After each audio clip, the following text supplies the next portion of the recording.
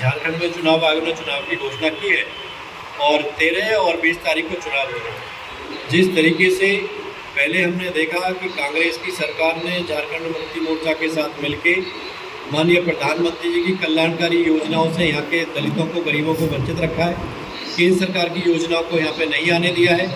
और आज राहुल गांधी जी फिर आके वो राहुल गांधी जो संविधान को हाथ में लेके चलते और उसी संविधान की धज्जी उड़ाने के लिए अमेरिका में जाके कहते कि अगर हम सत्ता में आएंगे तो आरक्षण की व्यवस्था को खत्म कर देंगे, संविधान में बदलाव कर देंगे।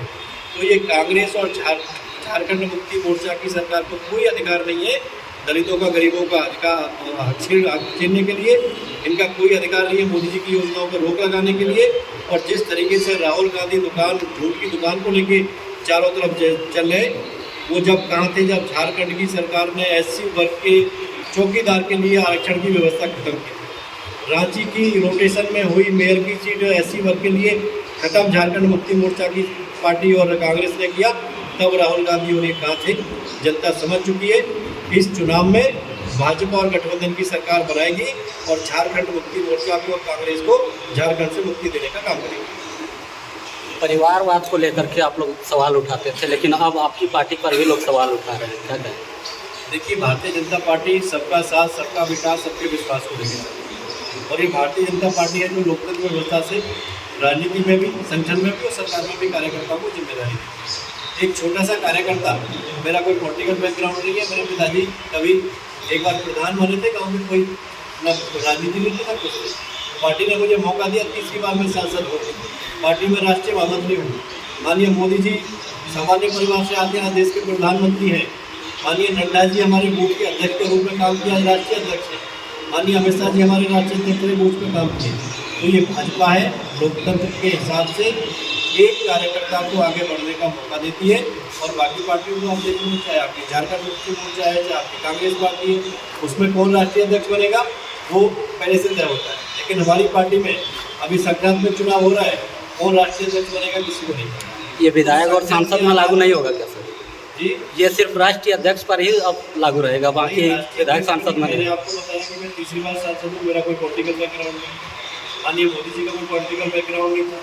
हमारे जितने भी नेता आपको दिख रहे हैं, हर नेता कोई किसी नेता के मित्र नहीं है, सब नीचे से उठ के कार्यकर्ता है। और ये भाजपा में ही संभव है कि एक बूथ के कार्यकर्ता को मुख्यमंत्री, प्रधानमंत्री, सांसद, विधायक, मंत्री और संगठन में राष्ट्रीय और प्रदेश स्तर पे जिम्मेदारी मिलती है। बाकी तो पार्टियों में देखते हैं, चाहे वो राष्ट्रीय पार्टी कांग्रेस हो और चाहे वो प्रदेश की पार्टियाँ हों, सब अपना परिवार, अपनी पत्नी, अपने बेटे, अपने भाई, अपने चाचा, अपने मतलब उससे ऊपर नहीं जाते। लोकतांत्रिक व्यवस्था अगर किसी पार्टी में है वो भारतीय जनता पार्टी। कुछ नेताओं की पार्टी छोड़ने की भी बात हो रही है, जैसे दुमका से अभी लुईस मरांडी को लेकर के। देखिए, ये विचार की लड़ाई है। जो लोग मोदी जी के विकसित भारत संकल्प को पूरा करने के लिए आगे अपना समर्थन दे रहे हैं, क्योंकि अपेक्षाएं बहुत होती है। अब एक सीट पे हमारी 9 सीट रिजर्व है एससी कैटेगरी की, एक सीट पे हमारे 10 कार्यकर्ता टिकट मांग रहे थे। टिकट तो पार्टी एक ही कार्यकर्ता को लड़ाएगी, बाकी लोग सब मिलकर लड़ाएंगे। कोई भ्रांति किसी में नहीं है। एक दो लोग हो सकते हैं कि जिनकी राजनीतिक ज़्यादा अपेक्षाएं हैं वो पार्टी छोड़ के किसी उससे लड़े, लेकिन ये जनता को तय करना, जनता का निर्णय है। जनता भाजपा को चुनने जब जा रही है, उसके नेतृत्व में जो गठबंधन है उसको चुनने जा रही है। तो निश्चित ही जनता का समर्थन, जनता का साथ भाजपा के पक्ष में है। और झारखंड की जनता भी विकसित भारत के साथ साथ झारखंड को विकसित बनाने में अपना समर्थन इस चुनाव में देके भाजपा की सरकार बना के डबल इंजन भाजपा गठबंधन की सरकार झारखंड को बनाने जा रही है। देवघर में भी 4-5